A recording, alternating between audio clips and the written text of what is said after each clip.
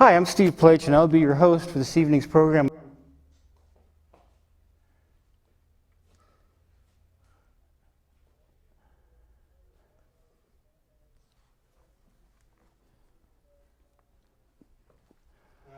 So we should just act natural. Yeah? Hi, I'm Steve Pleich, and I'll be your host for this episode of Voices from the Village. As you know, Voices is the premier live call-in talk show on community television and has been so for 16 years. One of the people that has made this possible, and in fact primarily made it possible, is Charlie Phillips. Charlie is ill this evening, he's at home, and so we're sending our best wishes to him, and we'd like to show just a short clip of Charlie at his finest in his reporting days in Seattle during the protest. So we see that, and then we'll get started with our program and talk about the very important issues of the UCSC Highway 6 and the issues surrounding the demonstration and protest. So let's go ahead and see that. Up with a little clip tonight that I think expresses a bit of who we are and who we hope to be here and at community television.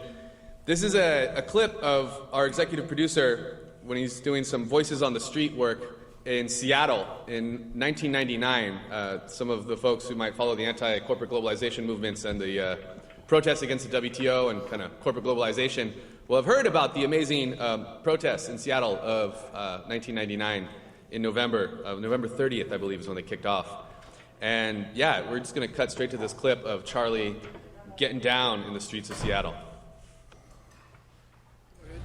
Charlie Phillips with Voices from the Village, Channel 71, Santa Cruz. We're here at the Seattle Community College protest, the WTOs, on the day of the 2nd of December.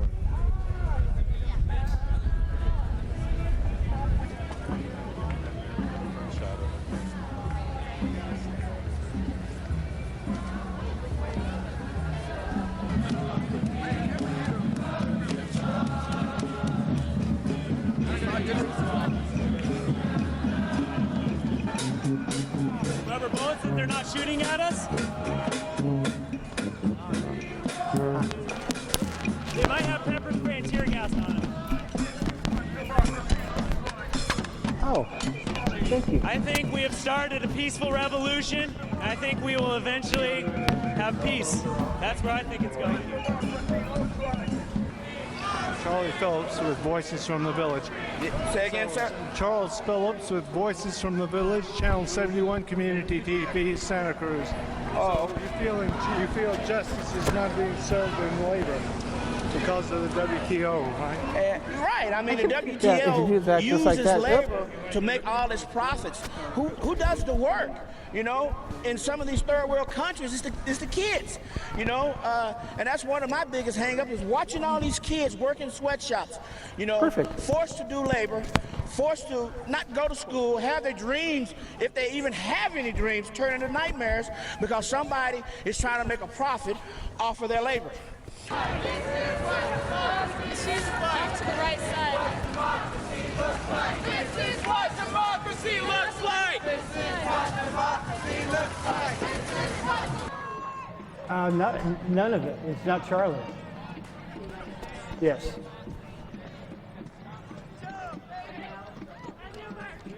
What have you seen of the action at the protest? I took part of a nonviolent protest that was in an intersection with about 150 to 200 people. It was completely nonviolent. We were chanting, and we sat down in the intersection, and with basically no warning, maybe 30 seconds, the police fired at us with rubber bullets at point-blank range. People were sitting on the street. The police stood over on top of them and fired right into them with their guns, with their rifles. They then also pepper sprayed them right in the face and tear gassed the crowd and continued to fire on them with rubber bullets until the crowd dispersed, and then they let about 15 delegates through the intersection. Yeah, it's not Charlie. Well, let's get to it then.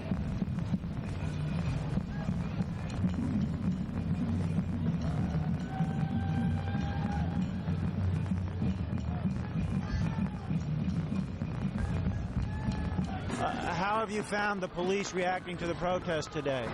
They have reacted with tear gas without provocation, and they've shown a military presence that's completely contrary to democratic principles, and they are basically protecting the interests of the corporate state. We have heard that the police fired rubber bullets. Do you have any information about that? Not to the best of my knowledge. I was hit with both tear gas and pepper spray. Completely unprovoked. Joe Grossman from Voices of the Village here in Seattle in the midst of the protest. Things have calmed down for a few minutes here. There has been tear gas used today. The protesters are holding the line. The police are behind him. We'll be covering the events here today. Would I like to say something? Well, I think the WTO is the most undemocratic institution that has ever been created. An international undemocratic institution. And it's up to us to do something about it. Hi. Can you speak to the media? Step back, please. I guess that's what time we've got to go. No, this way.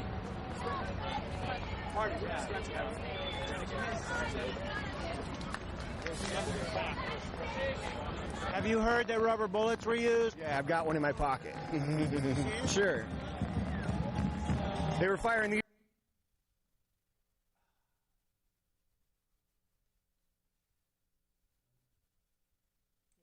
Police announcing again, please leave the area. Whole world. Voices from the Village, Channel 71 Community TV, here at the site of the WTO protest. The whole world is watching! The whole world is watching! The whole world is watching! The whole world is watching! Before they used rubber bullets and tear gas and pepper spray on people. So we're really frightened that they're going to do that again right now. Get that man, get that man.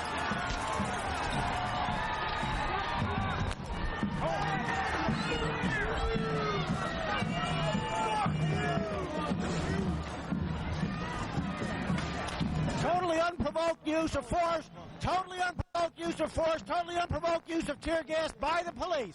They are firing without cause. Got tear gas in our eyes here. The police are advancing. The police are advancing without cause. Get that.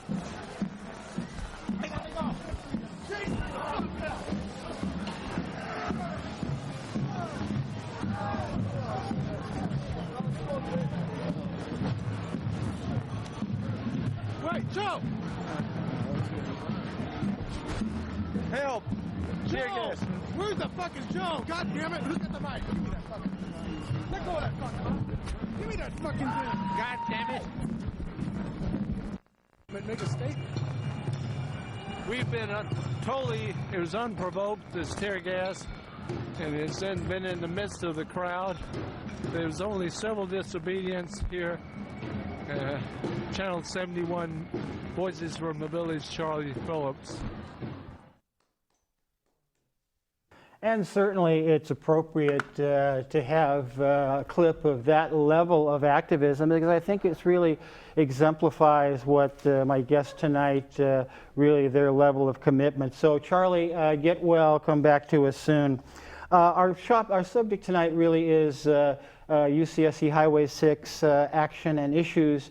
I think that for the community, the action has been elevated over the issues, and I think that tonight is an opportunity to really talk about the issues, talk about the issues that arise at UCSC that are important to our community and nationally. And we're fortunate to have 5 students here who really have committed themselves to that work. Let me introduce Ethan Pezzolo. Ethan, welcome. Lori Nixon, Sophia DiMatteo, Rosa Petterson, and Janine Caceres. Welcome, all of you. Let's get just a little bit of biographical information from each of you, and then we'll start in with the discussion about the issues. Ethan?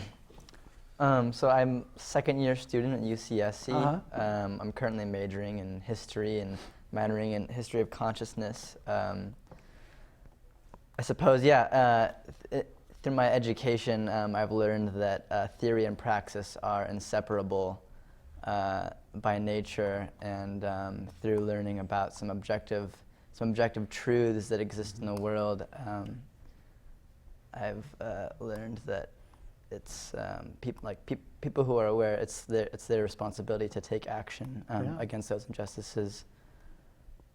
Absolutely, Lori. Welcome. Thank you for having us. Yeah.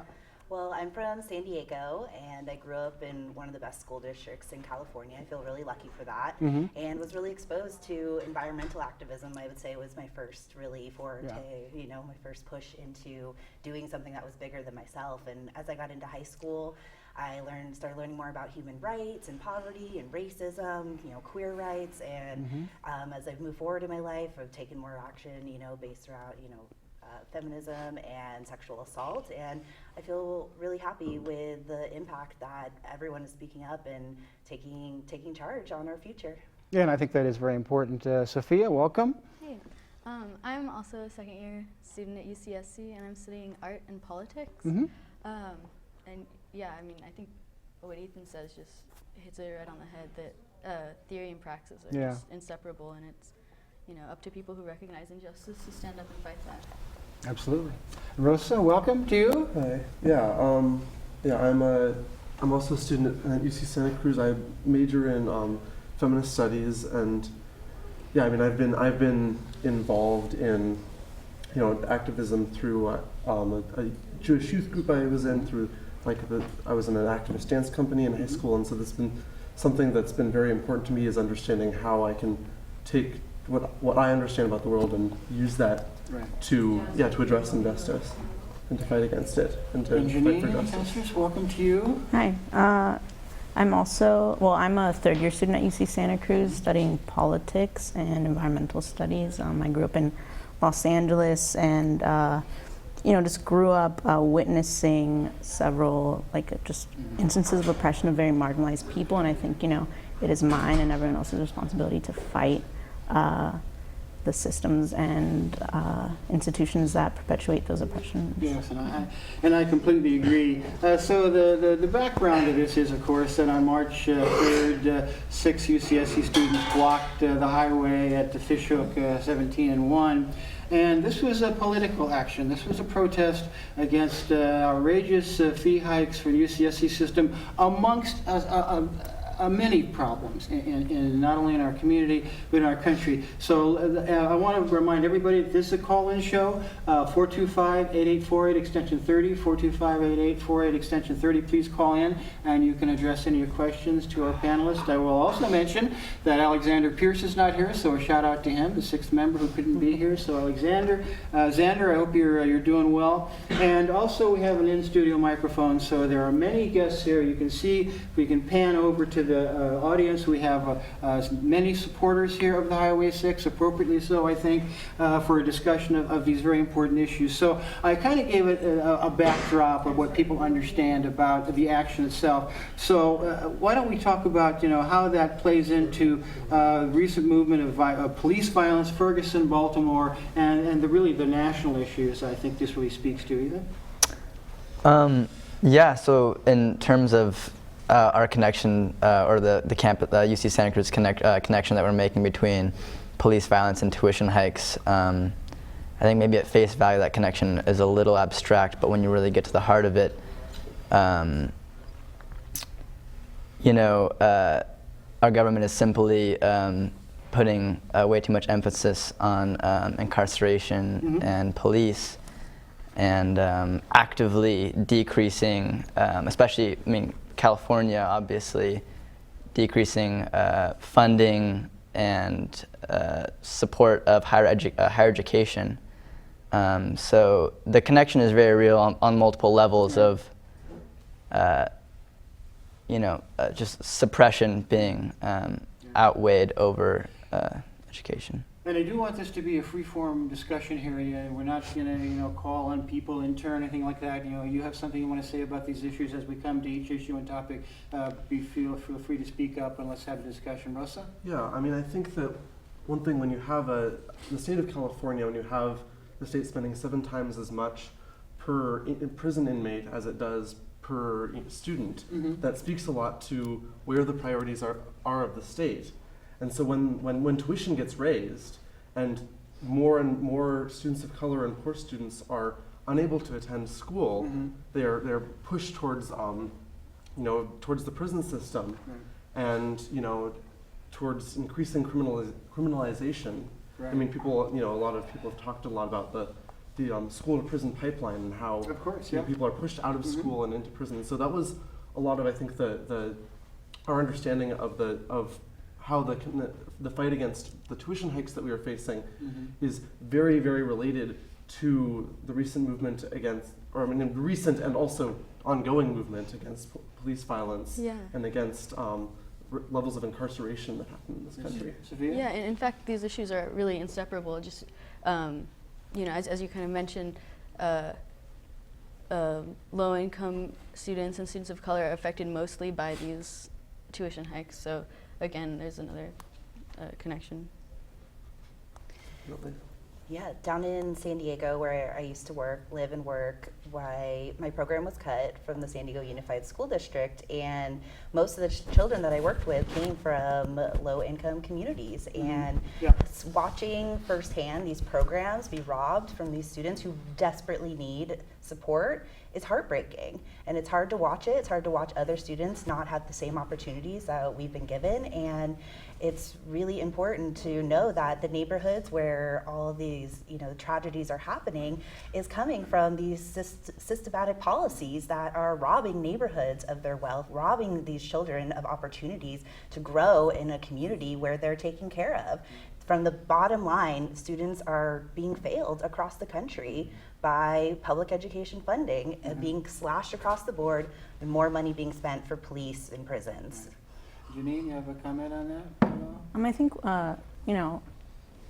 most of what I would have to say just resonates with everything that everyone else already said, yeah. Well, it's certainly, I wish we had, 2 or 3 hours to talk about this, but people should know that if they have questions for you, they want to find out more about what you really believe, your positions, and the substantive work you're really doing in all these areas, they can always go to UCSC Highway 6 at gmail.com. And as I understand it, you can field some questions there, and people can find out much, much more about really the depth, of your commitment to these various issues. Let's move on.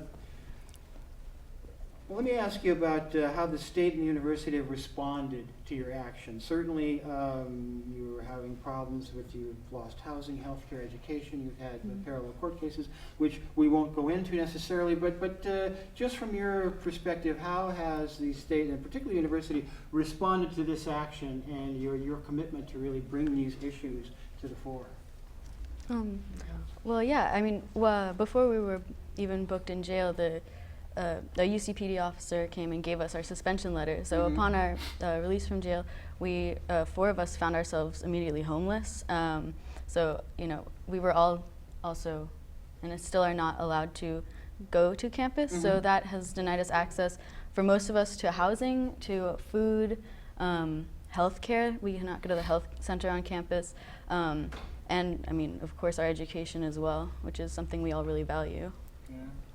And I'd just like to add, this suspension, it's called an interim suspension, and really this is only used in emergency situations.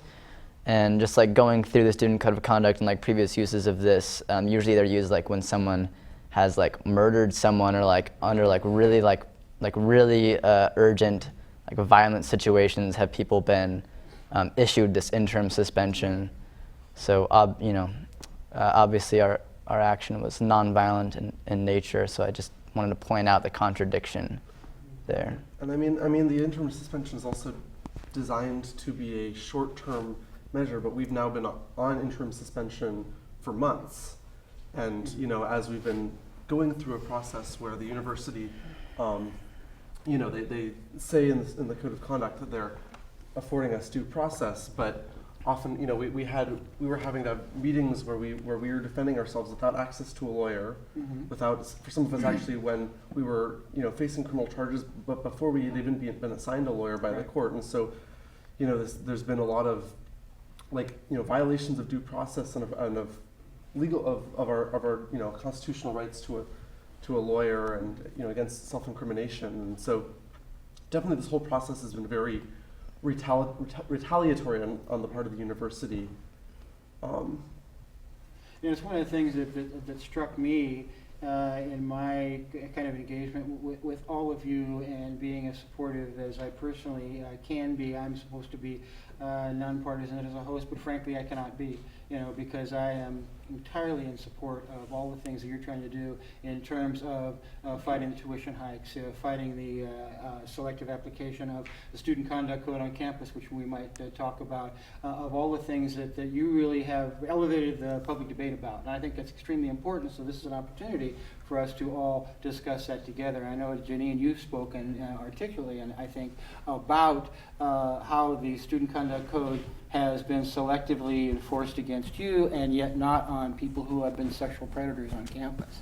Right, yeah. So, I mean, upon investigating and upon examining cases of sexual assault, we have seen that people who commit hate crimes or violent crimes on campus are usually protected by the judicial process of the university. Meanwhile, anyone who can be targeted for political activism or dissent of any manner is repressed by the university. And I think, I wanted to add to what everyone was saying about the suspension that has been imposed. We have not been formally given sanctions. However, anytime we go through a process of appealing or going to a board hearing, this state suspension keeps being tacked at the end of our sanctions. And this suspension means that once we return to the university, we are immediately eligible for expulsion if we're found in violation of any sort of code of student conduct violation. If we're found in violation of any section of the code of student conduct.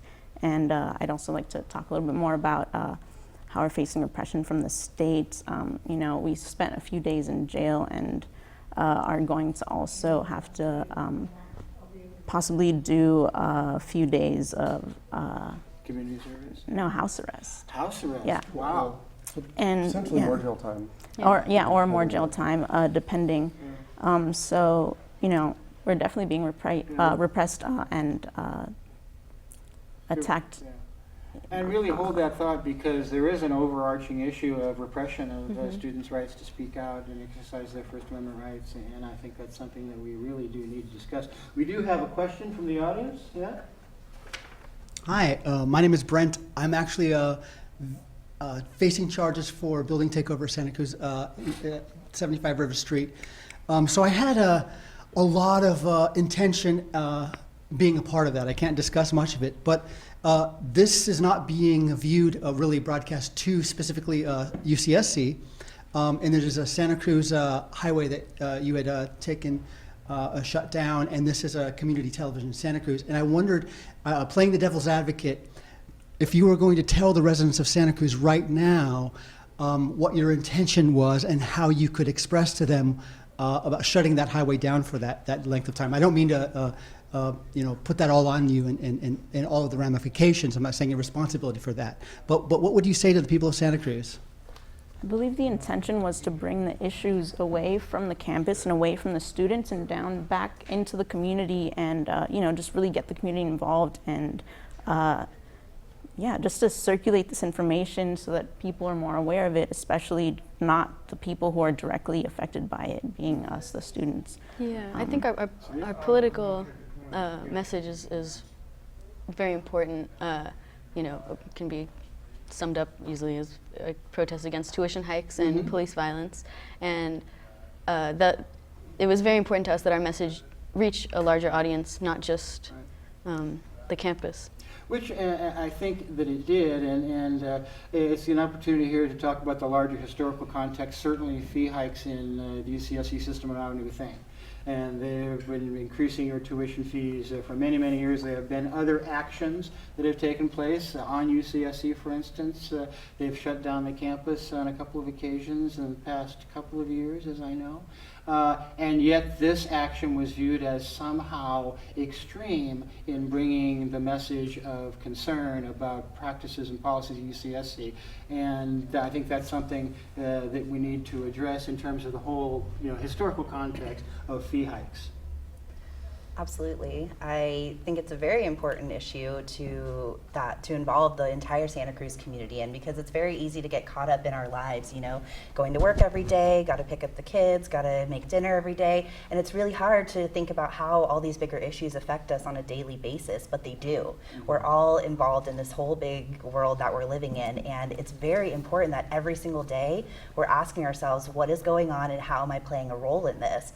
And I think it's, you know, it's upsetting to me to hear a lot of people say that, you know, we should have just done it on campus. I am so proud of all of our fellow student activists that are with us now and have come before us and have done so many things on campus. Specifically just this year, there have been, you know, actions, rallies, there was a shutdown of Corey Plaza, there's been die-ins, there's been, you know, vigils. There's been a lot of action being taken on campus, and a lot of that really does not get much attention down in the local community. And bringing the 96 hours of action, the larger context to campuses all across the state was a really important thing to do. And we are very, very committed to making sure that people are still talking about this.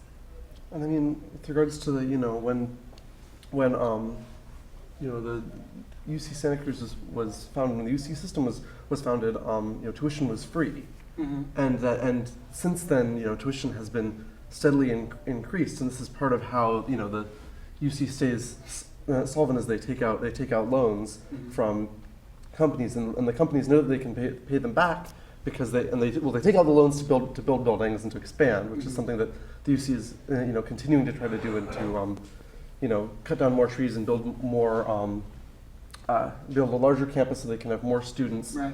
And they, you know, are continually trying to expand and, you know, make more money. And so they take out loans to do that. And the people who lend them money know that they can pay them back, because they know that if they ever run out of money, they'll just raise tuition again. And that's what's been happening continually, is just these tuition increases that happen, you know, every few years. And they, you know, there's this most recent one, which was, thankfully we can get into that later, frozen for 2 years. You know, was framed as, you know, 5% over 5 years, which, you know, is this, oh, well, it's just 5%, you know, and each year it's just 5%, so it's just going to be a little increase, but over time it adds up, and suddenly you have, you know, you're paying like over $30,000 a year to go to school, and it's just not affordable for most people.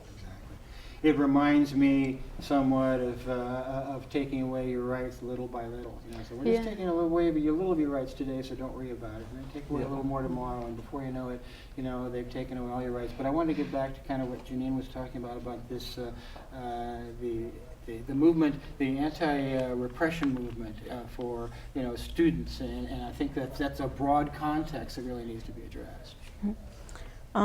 Yeah, well, there has been one action that was organized on campus specifically against sexual assault and against political repression on campus. And the point of this was, again, to highlight the contradiction that this judicial process is able to prosecute and repress student activism, and not violent and you know, violent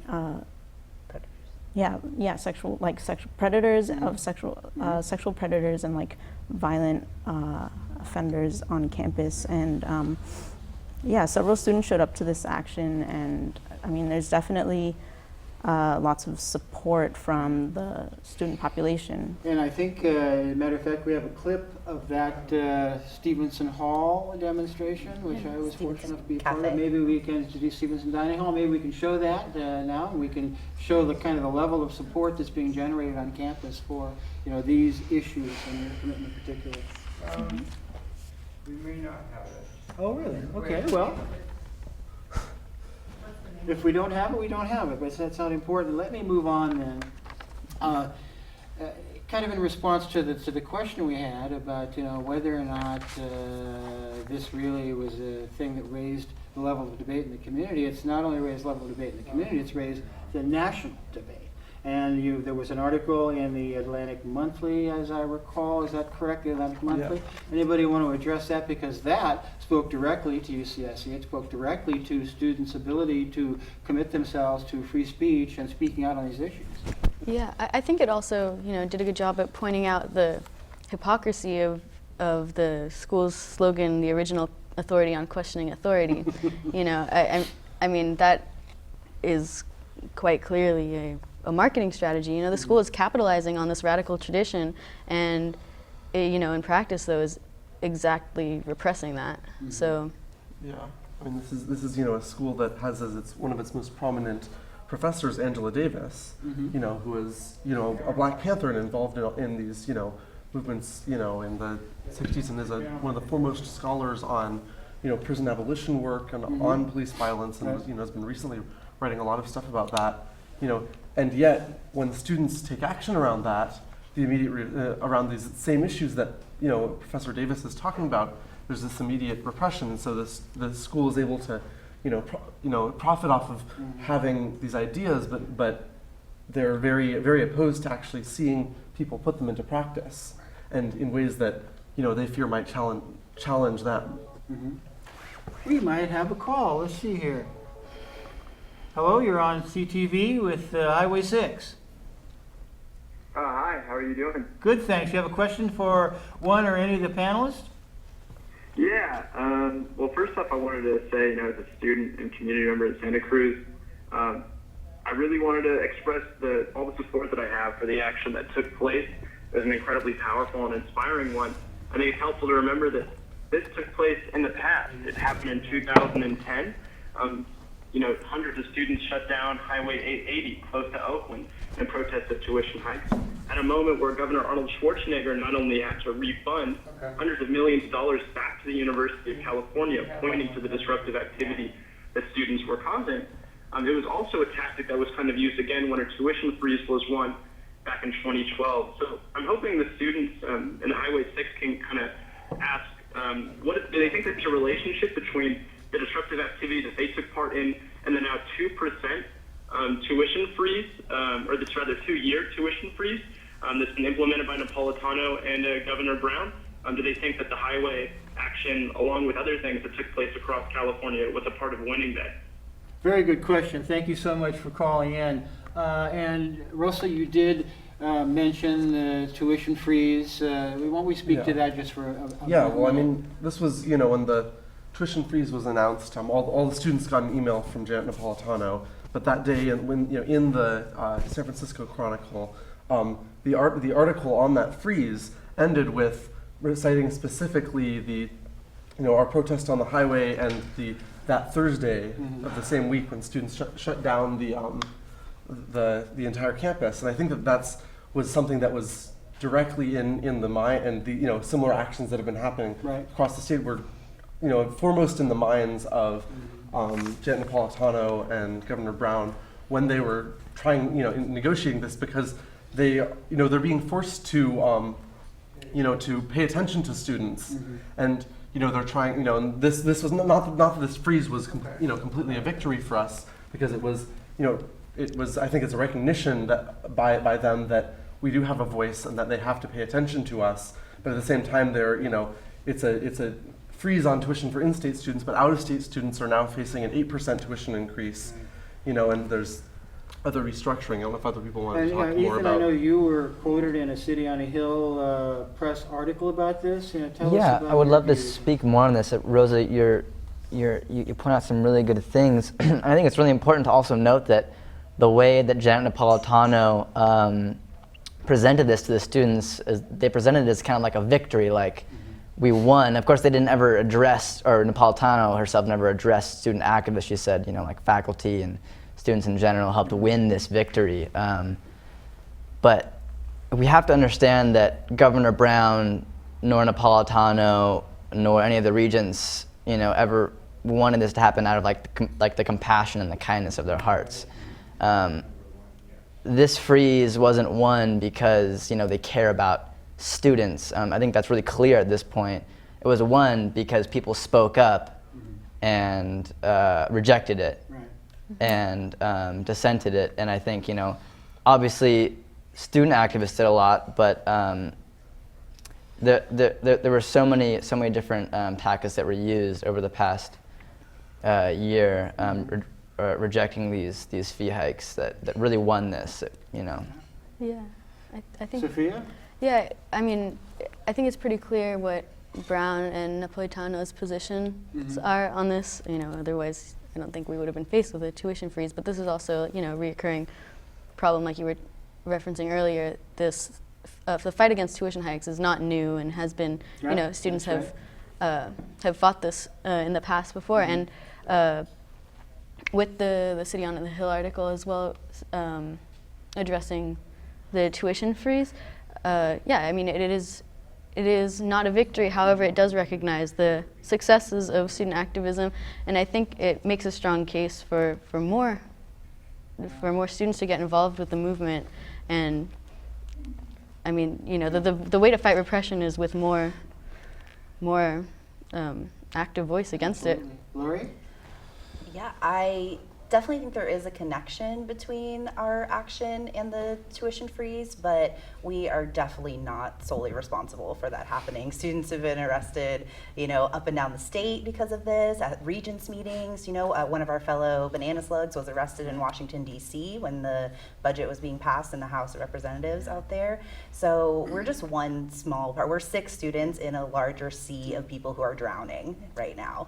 And we really just need to recognize, and everyone needs to recognize, that we're not alone in this. We're speaking for a lot of people who can't be speaking right now. But nevertheless, you know, your activism, in my view anyway, has raised the level of public debate, you know, not only in our community, which really is tied in many ways to UCSC, and so it's difficult for them, I think, to separate out the actions. Oh, we have another call. Hold on. Hi, you're on CTV with the Highway 6. You have a question? Hi, yes. This is Betsy Phillips, and I just wanted to say, wow, what a scoop, getting the actual protesters on live TV. So congratulations on that. And I wanted to ask the students, you know, most of the people that I hear and listen to out there in the public do not think that this was the way to protest, that they think it was really going to work against them. So I was wondering, do they get a lot of flack from people out there, and how do they handle it? Okay, thank you, Betsy, and our best to Charlie. Okay, thanks. Responses?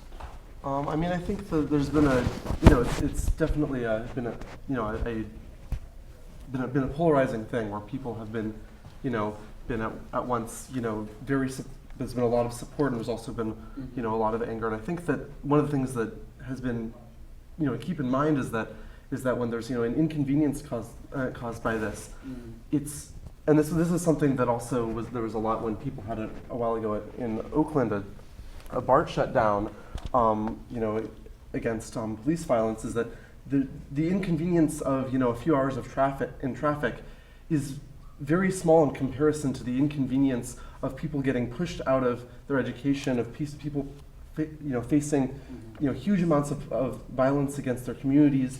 You know, there's these very, you know, like larger issues that I think, yeah, the debate over tactics gets a little bit, you know, in the way of, when we say this is, you know, these are things that are really hurting people, and that, you know, how we make change is by taking action, even when that, you know, even when that causes inconvenience. That's how, you know, change gets made. You know, if you're going to march in the street, that means you're going to block the, you know, you're going to get in the way of traffic. If you're going to, you know, take action, that does mean some level of inconvenience, but it's a necessary inconvenience if we want to, you know, end violence against people of color and make, you know, education free. And I think I'll just briefly mention that there is historical context to that as well. Because the civil rights movement was begun by Martin Luther King and people blocking highways and blocking bridges and inconveniencing people because the issues were so important. The issues were so large that they really needed to have the scope that really makes people appreciate that this is an important issue and you really should pay attention to what is going on. Here we have another question from the audience. Please step up.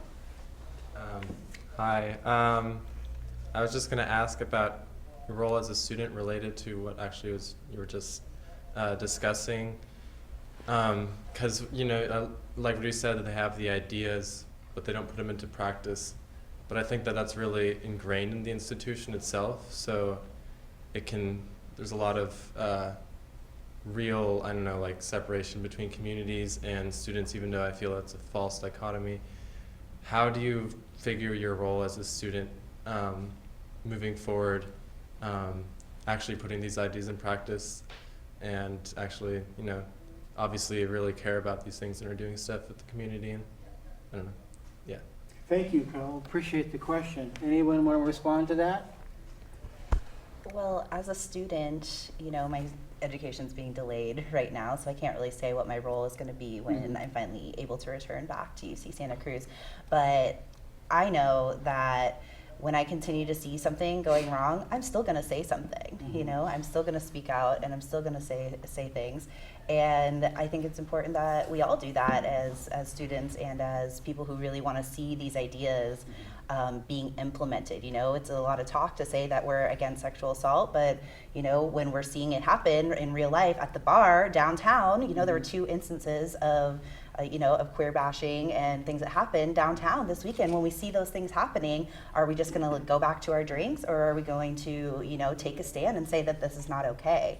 So I think every day there's opportunities to put these ideas into practice, and even if we can't be on campus, we're still going to be out in the world, you know, making these ideas into reality for us. And I think certainly that the 6 of you, Xander included, have become, you know, kind of lightning rods for that anti-repression thing that you really need to do. But in your view, how has it affected the general student body?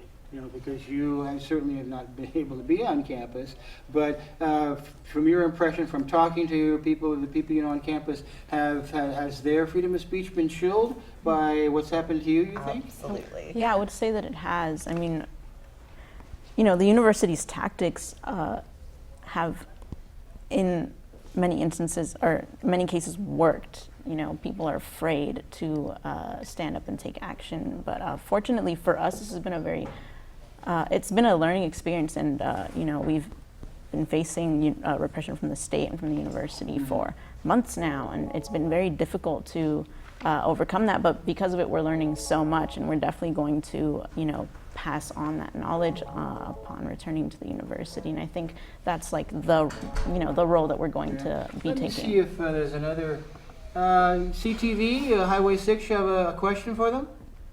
Yes, I do. Okay, please ask it.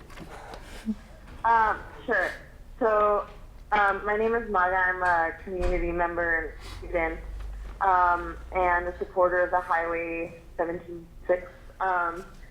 And I was actually one of the people that was, you know, like one of the students that went to support kind of on the sidelines, like make sure that everything, you know, was as safe as it possibly could be, like, you know, doing observation stuff. But one thing that I really noticed, there was a big difference between what I observed and how it was reported in the mainstream media. And I think that's an issue of like representation. So on that note, I'm really thankful for that, you know, shows like this one exist. And I guess my question to the 6 is, like, how do you feel like you were represented maybe in the mainstream media? And then given that this is an opportunity for you all to speak on your own behalf and represent yourselves through this amazing opportunity, what is maybe like one thing that you would say to the public and to your supporters that you didn't get a chance to say maybe because of the way you were represented? Thank you very much for that. Anybody want to respond to that? Well, so I think that, you know, especially because of our ongoing criminal case, we're, you know, painted as criminals. However, I think that because of so much focus on us, there has been, the media has lost sight of the reasons why we took this action. And, you know, so that's a real issue of representation, I think, too, the fact that we are represented by the media as criminals instead of students who saw these very real issues as very, very, very serious things that are just plaguing our society currently. Ethan? Yeah, I'd like to just like add on to that and say like the media is like, you know, obviously very selective with what they choose to show.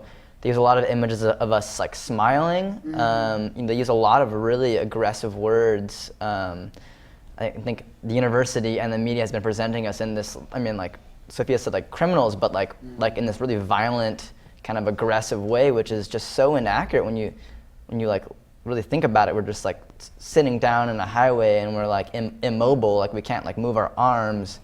I just want to add on what Sophia is saying, and like the media and the university are presenting us as criminals very intentionally. It's because they're trying to hide the facade that they're the real criminals. I'd also like to add that, students are workers too. We're out there every day on the grind. There are students that are having to leave their families behind to go to work every day, and there's a lot, people are putting a lot of effort into making us seem like that we're just spoiled brats who don't know what it's like in the world. I was in the workforce for over a decade, working in public education. I did community college for a really long time, and while working at the same time, I've struggled. I've had my house foreclosed on. I've been laid off. So these struggles that are happening, across our state and across our country, these are struggles that we've experienced personally within our families, within our friends. So we're not just spoiled students. We're students who really care and are really just, taking action on what's really important in our lives. Rosa? Oh.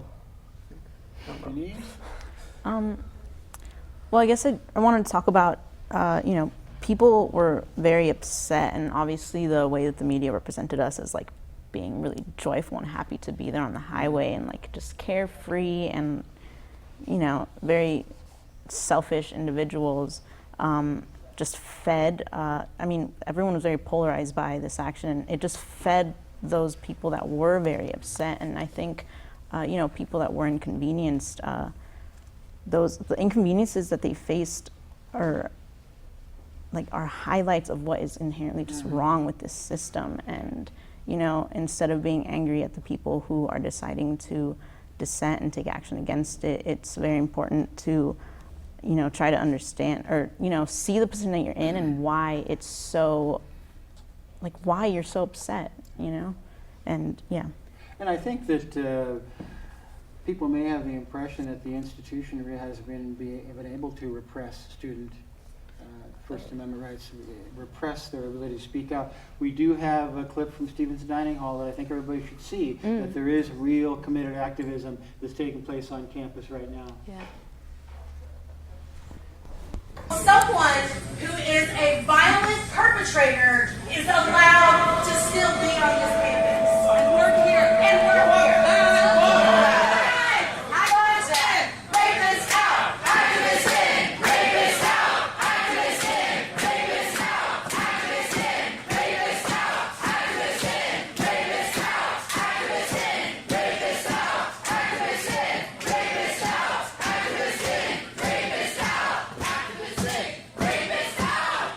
Did y'all know there's over 200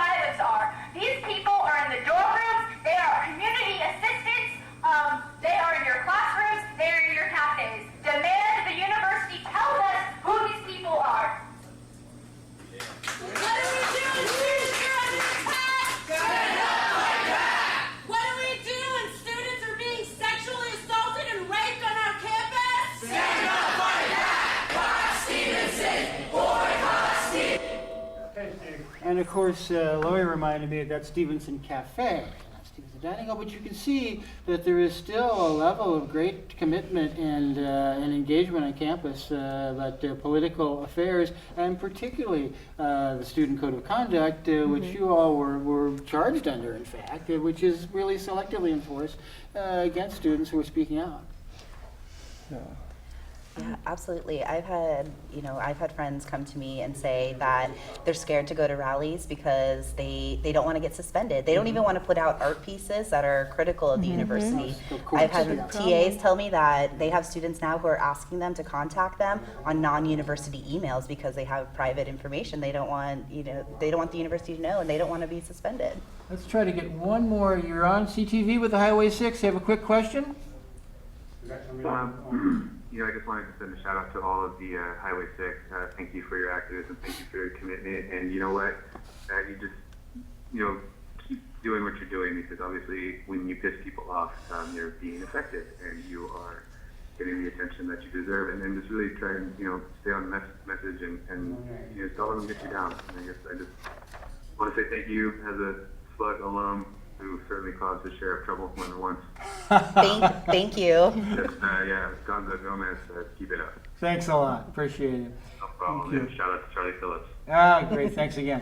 And before we get to the end of the show, and we're reaching that, I know that each of you has faced some financial hardships as a result of this, as a result of your activism. I know that you have a GoFundMe campaign going to kind of, maybe generate a little bit of income to help you get along. I'm hoping that we have that. We'll have that on the show as a lower third, but people can go to GoFundMe.com. And I'm hoping that we'll get a graphic up at some point before the end of the show. There it is. Yeah. So, if you really, tell us about, briefly about, what you've had to sacrifice and just to be able to speak out. Yeah, well, I mean, we've been, we were, four of us, me included, were made homeless because we were living on campus when we were suspended, and we lost our access to the food on campus and our health care. And so, and I was describing before the violations of due process that the university has had. So we're trying to fight that and hoping to actually sue the university so that we can set a precedent of this not being able to happen again with this huge level of repression and of denying students due process. But we've had graciously lawyers helping us who have been not been able to be paid, pretty much anything. Who have been. And you can mention a name if you like. Shout out to Linda Regas, yes, who's indeed. been doing incredible work for nothing. But so we're, trying to sue the university, but unfortunately that takes money. And so when we're trying to, set a precedent of students being able to speak out without facing repression, and so that's what we're raising money so that we can. Pay lawyers to make that happen and to really, use this not just to be this one instance of political action, but to allow students to continue to take action in the future. Because we have this 2-year tuition freeze, but right after that that's just 2 years, and then tuition's going up again, and students need to continue organizing and continue taking action against that. And community members, need to continue supporting students against that. We've got a couple of minutes left, so just around this horn here, just a couple of words to your supporters, or what you see as happening in the future. Yeah, I see the tuition freeze as simply, a 2-year period where students across California can mobilize themselves to get ready for the next tuition hike, and ultimately to get tuition back to how it was in 1965. Lori? I just really want to thank specifically the sociology department, my department up at UCSC, who's been very supportive, writing lots of letters and getting the word out there. And I just want to say happy graduation to all of my colleagues that will be doing that in a couple weeks. Sophia? Yeah, I guess the tuition freeze is, it shows the success of student activism. However, it doesn't solve the reason why we were protesting. So, I just would, like to make a call to students to, start building a movement. Absolutely. Rosa? I think one thing I want to just bring up really quickly is, we've only got a minute, sir. That right now there's people in Oakland. There was recently a ban on nighttime protests, so people are continuing to fight against the repression there of protesting there. And so, this is something that is continuing on and is, not just in Santa Cruz. It is a much larger issues. Janine? Yeah, I just want to say thanks to all the students who've been really helpful these last few months after this action, and everyone who partook in protests in general, and also obviously thank you to Linda Regas. She's been amazing and super helpful. And to Steve. And to Steve. Thanks, Steve. And Well, several thank other you, community members that have been very Thank you all helpful. for being here. Thank you for your courage and your commitment. This is the kind of thing that our community needs more of and not less of. I think you have raised the level of public debate on this issue. I think that this program has maybe given the community an opportunity to see the issues rather than simply the action. And if we've been able to accomplish that, then it's been successful on all levels. I want to thank everybody for tuning into this segment of Voice from the Village. We'll be back in a couple of weeks, hopefully with Charlie Phillips, to be covering some other very important issues. But I will say in closing, show up, stand up, and speak up, because this is your community, it's your nation, it's your world. Let's make it better. This is Steve Pleich, and good night for now. And we should just be talking and having So thank you all for being here.